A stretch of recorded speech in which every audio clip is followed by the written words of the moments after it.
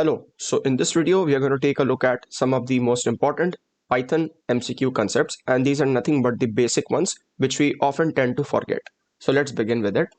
So the first one is Basics 101, lists and tuples. So we are going to begin with lists and tuples in Python. Okay, great. So right now let's see. So basically I have defined a list here. So list 1 is equivalent to 4, 3 and 5. Now what are the things which you can perform? What are the things which you can perform? So the first one is list1.sort. So when I'm talking about a dot sort operation, then it's going to sort the list by default in ascending order and not in descending order. So my list will look something like this: 3, 4 and 5. And we can see that this is sorted in ascending order. Now you might be like, okay, what if I want to sort the list in descending order? Then what will we do? Well, we can just pass a very small parameter here. So suppose dot sort functionality is there. So I'll just write dot sort, and in that I'll just write this small thing: reverse is equivalent to true. So what does this do is that, okay, it sees that, okay, reverse is equivalent to true. It kind of senses that, okay, I want to sort the array in descending order. So right now my new array will look something like this: 5, 4 and 3. Notice how the array is sorted in descending order. Great. First operation done. Second one, list1.index, pretty much self-explanatory. If I just pass in this index, suppose 0, then this is going to give me the value at the 0th index, which is 4. If I just pass in the index, suppose value 2, then this is going to give me the value at second index, which is 5. That's pretty much it. List1 minus index. So this is going to use to retrieve elements using negative indexing. Very important. Very, very, very important. So suppose these are the elements here. The negative indexing will look something like this: -1, -2, -3. It kind of begins from the very end and goes till the very start. And it's not like it's going to begin with -0. No, it's not like that. It's going to begin with -1, -2 and -3. So suppose in list1 I pass -2. So don't get confused or don't get scared when you see this kind of a problem. So list1 -2 is going to give me what? Value 3. What if this is nothing but -3? Then this is going to give me what? 4. That's pretty much it. Done. Number 4, list1 dot pop index. Now here's the thing, few of the things which you have to take care of. See, I have provided here some index value, right? So suppose I pass in this index value, suppose 1. Okay, so it's going to search for the first index and the value at it, which is 3. So it's going to pop off, which is nothing but, what do you mean by pop? Basically pop means removal of that element. So it's going to pop off the number at this index 1, which is 3. So my new list will look something like this: 4 and 5. Now here's the thing, suppose I don't pass anything and this is as simple as dot pop. Then what will the list do? Suppose list dot pop, then what will this do? Then by default, when nothing is provided here, then it's going to remove from the very end. So my new list will be nothing but 4, 3. That's pretty much it. Great. List1 dot remove element. Now you might be like, okay, we just saw a method where we remove elements, but again we are seeing dot remove. So the difference here is that dot pop takes in the index of the element to remove, and the list1 dot remove is going to take the element itself which we are going to remove. I hope that makes sense. So list1 dot remove element, it's getting rid of the first occurrence of the element provided. Very, very important. So list1 dot remove element, suppose I provide the element as, for the list 4, 3, 5, I provide the element 3. Then my new list will be nothing but 4, 5. That's pretty much it. Now here's the thing, suppose I'm just going to write here a pretty much simple list here: 4, 3, 5, 3. And I perform some operation like, suppose this is my list here, L, capital L, and I perform some operation like list dot remove, L dot remove, nothing but 3. So which 3 will be removed? Will this be removed or will this be removed? That's the question. So again, I've written here, it's going to remove from the very first occurrence of the element provided, which is up here. So I'm going to remove this very 3. So this, my new list will be nothing but 4, 5 and 3. And again, if you just perform again this one operation, then again this will remove this 3. So it's not like if you just provide dot remove 3, then it's going to remove all the occurrences. No, it's not like that. It's only going to remove the very first occurrence. Great. I hope we are clear with the basics here. Let's move to the next slide here. So right now we can see that, okay, list1 plus 3, 4, 5. And it's saying that it can be added to another list of values. So suppose list1 was something like this: 2 and 5. And then we have plus 3, 4 and 5. Right, 3, 4 and 5. Then this is going to give me what? A simple list here with having all of these values, but in order. Very important: 3, 4 and 5. That's pretty much it. So you can kind of concatenate. How do we concatenate two numbers, right? So 2 plus 2 gives me 4. So in that way I can just write 2, 3 plus suppose 3, 9, and this is going to give me what? 2, 3, 3, 9. This is pretty much it. Concatenation of lists. I hope that makes sense. Okay, 6 has been done. 7, delete list 1. Whatever I provide here, it's going to delete it from the memory. So whenever I call this one, whenever I write this one, it's going to remove list 1. And whenever I write list 1 in the next line, suppose I write list 1 in the next line, then it's going to throw me an error that, okay, this is never existed, right? This never existed. That's pretty much it. ID, just don't see this value as of now. So ID of value. So ID of value is going to give me the address at which this value is stored in the memory. That's pretty much it. So for example, list 1 of 2, suppose my list was something like this, right? So my list was 4, 3 and 5. Just consider my list is 4, 3 and 5. So in this case, the element at the second index is 5. So it's going to give me, suppose this is my memory, so it's going to give me the address at which 5 is located. Suppose 5 is located as address 2000 and suppose 2000. 5 is located at the address 2000. Then it's going to give me what? ID of this value 5 is going to give me what? 2000. That's pretty much it. So therefore I've written gives the address at which the number at second index in the list 1 is stored. Now here's the very important fact which you have to take care of. Note, very important. Suppose if an element, for instance n, is already present in the memory and we reintroduce that element, then no separate memory will be assigned for that same element. Let's take a very look at a very small example. Suppose this is my memory here. This is my memory. Just clear your mind and understand this properly. I have a variable a which is of containing explore, which is nothing but string here, right? So I'm gonna write explore here, and suppose this kind of gets stored at location 5000. Just I'm taking a random memory locations here, okay? Now we have a list here, list of numbers, and then we have string as well. We don't care because list can contain heterogeneous elements, right, and not homogeneous. So as of now I can see that b is a list, it's containing 12. So suppose for 12 it's located at some location 7000. 45 is located at some location, suppose 7008. And then suppose explore is going to be located at where? No, again I won't allocate separate memory for this. See, again it's saying that, okay, if an element, for instance n, is already present in the memory, very important, we reintroduce that element, we are reintroducing this here, then no separate memory will be assigned for that same element. So explore, it's just going to point up here itself. So right now I have two references to this one. So therefore I've written print id at a. So id of a, explore, id of a is what? 5000. Is it equal to id of b of 2? So b of 2, b second index, what is the element at the second index? Explore. So id of again explore is going to be 5000. And again this is going to throw me a value true, because true will be output as the id of both explore is same. Very important with respect to MCQ point of view. Okay, great. This has been done. Then we have a very simple operation, list1 dot append 6. It kind of adds 6. Okay, this is a very small typing mistake. So it kind of adds 6 to the end of the list 1. Okay, so suppose my list was something like this, 4, 3 and 5, right? So if I just perform this operation, my list will be like 4, 3, 5 and then 6. That's pretty much it. Okay, it's going to add the number at the very end, which is up here. Okay, then we have something like modification of the addition here, right? So list1 dot insert 2 comma 45. So it's saying that it inserts the number 45 at the second index. So can I not say that this is nothing but the index parameter and this is nothing but the value parameter or the element parameter? That's pretty much it. So if my list is 4, 3, 5 and 6, then if I insert the number 45 at the second index, my new list will look something like this: 4, 3, 45, 5 and then 6. That's pretty much it. Okay, here's the thing, note, very important, index to be inserted at is minimum of length of list 1 and index. Okay, suppose my list was 3, 4 and 5. Okay, my list is 3, 4 and 5. Now I perform some operation like L dot insert. I'll suppose insert element 100, but at which index? Suppose I provide the index as 98. What will happen here? Now I can see the maximum index I can go till in the list is nothing but 0, 1 and 2, right? So at max I can insert it at 3, right? But it's saying 98. So will this throw me an error? No, not at all. I'll use this formula. So index to be inserted at is minimum of length of list. So this comes out to be minimum of length of list is what here? 3 here, right? So 3 comma index value which I provided 98. So this is going to be what? 3 itself. So this is going to be converted internally to 3, and again this is going to insert it at the very end here, 3, 4, 5 and 100.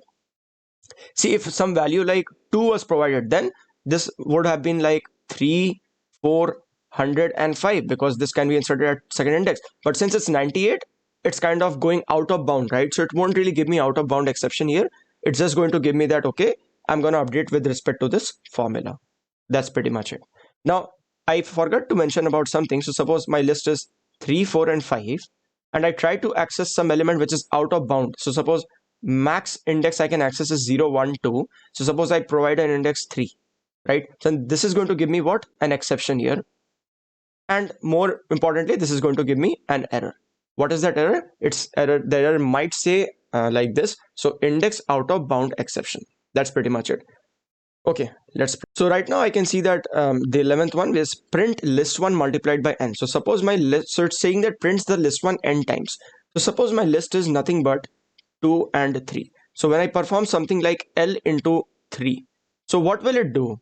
Will it just, okay, this won't be really the exact thing. So suppose L into 3, as simple as this. So what will this do? Will this multiply all the elements by 3 and give me the output? Suppose 3 into 2 is 6, 3 into 3 is 9. No, that's not what it will do. It will just print the list n1 times, right? So this is going to give me 2 comma 3 is there, right? So this is going to be 2 comma 3, 2 comma 3 and 2 comma 3. So how many times this is? This is the first time, second time, and this is the third time. That's pretty much it. This is what the operation does. List1 multiplied by n, and suppose n value I picked here 3, right? N value I picked here is 3. That's it. So we have something called list comprehension, which is quite simple enough. So suppose we have x for x in range 3. We know for a fact this range is going to start from 0 and it's going to go till 3 minus 1. So 0, 1 and 2 are the values here. So this is going to contain what? Some values like 0, 1 and 2. That's it. So it's going to create a list of values. That's it. Then we have first one has been done. Second is x comma x plus 1 for x in range 3. It creates a 2D list, and this is the first way. I'll talk about the second way as well. So let's see this first way as well. So x comma x plus 1. So let's just write it. Okay, let's just write it. So x comma x plus 1, there will be two values here. Then it's going this parameter or a list of two elements is going to create it how many times? 3 times, right? So I'll just write that quickly. Great. Now the values are as follows: 0, 1 and 2. So x is going to be 0 at first, 1 secondly, and second thirdly, right? So at first I'll provide 0 plus 1. So 1 will come up here. Now x is 1. So I'll provide 1 plus 1, which is 2. Now x is 2. So I'll provide 2. X plus 1. So 2 plus 1 is 3. That's it. This is what my new list is. So this is nothing but a 2D list here, right? Or a matrix, you might consider it as following. Third one is also a way to create a 2D list, but it's kind of like in a more naive way. So it's like y for y in range 3. Okay, y for y in range 3. Let's see. Let's break this down slowly. So y for y in range 3 is going to give me what? 0, 1, 2. But again, it's saying that this entire thing, y for y in range 3, is repeated for 2 times. So this is going to come for 2 times. 0, 1 and 2. Notice how this is for 2 times, right? This was the y thing, this is y thing, and this is for 2 times. Why is this running for 2 times? I can see for x in range 2. Okay, great. Number 4, x for x in range 0, 11, 2. Very important. Creates a list of even numbers. So in Python, this is the starting point, this is the ending point, and this is nothing but the step value. Step value, very, very important. Okay, step value. So what the step value does is, okay, that by default, the x value is going to increment by 1, right? So if it's 0, it will be 1, 2, 3 and so on. But if step value is provided, it's going to increment by the help of step value. So initially it's 0, next it will be 2, next it will be 4, next it will be 6, and then so on. So it's going to go till at max 11, which is nothing but 10, right? So it's going to go till 11 minus 1, and I hope that we know all about about this, right? So what are the values? So at first 0 will be there, then it will be incremented by 2, then 4 will come, 6 will come, then we will have 8, we will have 10. Will it go to 12? No, it will stop till here. And by the way, this will be in a square bracket, because when I write in this format, this is nothing but a tuple, right? This is very small things which you have to take care. Great. This has been done. Okay. And this is nothing but creating a list of even numbers, and I can see that even numbers are here. This is one of my favorites. Okay, let's see what are the values. You can just pause the video and just think about the values here. So it creates a list of odd numbers. X for X in range 11. See, notice that it's going to start from 0, but it has no step up value. So it's going to go 0, 1, 2, 3, 4, 5, 6, 7, 8, 9, 10, and not 11. Now there is something written as if X modulo 2. What is it? So if X modulo 2 means that, okay, if my number is suppose odd, then 5 mod 2 is going to give me 1. And 1 can be thought of as a value true. Okay, now suppose the number is even, 4 mod 2 is going to give me 0. So 0 can be thought of as a value false. That's pretty much it. So I'm going to suppose consider all the values. So 0, firstly, X is what? So I'm going to write X here. So X is going to contain values 0, 1, 2, 3, 4, 5, 6, 7, 8, 9, and 10. So at first X is 0. 0 will come up here, 0 will come up here if X mod 2. So 0 mod 2 is what? 0. So 0 won't come, right? 1 will come up here if 1 mod 2. So 1 mod 2 is what? 1. So 1 comes up here. 2. Will 2 come up here? No. So I can kind of see that, okay, so for every odd number, it's going to take the value. That's pretty much it. So 1, 3, 5, 7, and 9 will come into the picture. So therefore I've written creates a list of odd numbers. Quite cool enough, right? Now, next up we have tuple, right? So in tuple, we just kind of represent it using rounded brackets. In list, we represent it using square brackets. Okay, great. Now, here's the thing. One thing which I forgot to explain, that tuples are kind of faster than lists. So they are kind of faster than lists. But what's the major drawback of tuples? They are what? Immutable. They are immutable, and that's something I've written here in the point 2. So it's like anything which changes the tuple t is not allowed and will probably throw an error. So if I just try to change the tuple here, it's going to throw me an error. So it's not allowed, right? Kind of restricted. So I can say that therefore tuples are immutable. Very, very important. Very, very important. The basic thing. So suppose I've defined this tuple 1, 34, and 51, and I'll explain with respect to this. Now it's saying we can still access values using index as well as negative indexing. Okay, so suppose the tuple value is something like this, 1, 34, and 51. So if I kind of write something like this, t of 1, then this is going to give me the value at the first index, which is 34. So I can say that, okay, accessing is still allowed, but we cannot change it. Okay, now here's the cool fact that we can add two tuples together, right? We can add two tuples together. Now you might be like, I'm changing the tuple, right? No, I'm not changing. I'm just kind of adding two tuples. The first tuple and the second tuple are kind of remaining same in their own position, but I'm kind of adding them together. So suppose 1 plus 2 is one tuple, 1 comma 2 is one tuple, suppose t1, and this is another tuple t2. So if I just add, I get t3. This is an accumulation of all of these. So 1 comma 2 comma 3 comma 5. That's pretty much it. Now, as I mentioned, I cannot change the tuple, right? So suppose tuple is 1, 34, and 51. Suppose I had some tuple like this, 5, 1, and 2. So, oops, this will be a rounded brackets. So if I perform t dot sort, then this is going to give me an error because I cannot change it, right? But what have I written here? Notice carefully, we can sort tuples. You might be like, why? Why would I do that? Well, it's using this sorted t. Now, what this sorted t does, very important. So whenever I'm calling this sorted functionality, right, on a tuple or a list, whatever it may feel, you may feel like calling it, it's going to create this tuple explicitly into a list. So this 512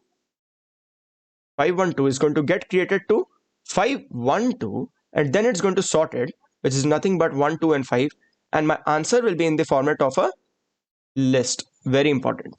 But you might be like, okay, is the tuple still there? Yes, my tuple value will still be 5, 1, and 2. Right? I'm not changing tuple. So this sorted t functionality kind of not changes the tuple in place, but creates a list out of it. So this was the tuple. It created a list out of it, this one, and then it kind of sorted it. And it gives me the result in the format of a list. That's it. See, I've written here, gives us list of sorted values, but the tuple remains the same. Very important with respect to MCQs as well. Okay, great. We cannot reassign or change a value at any index inside of a tuple.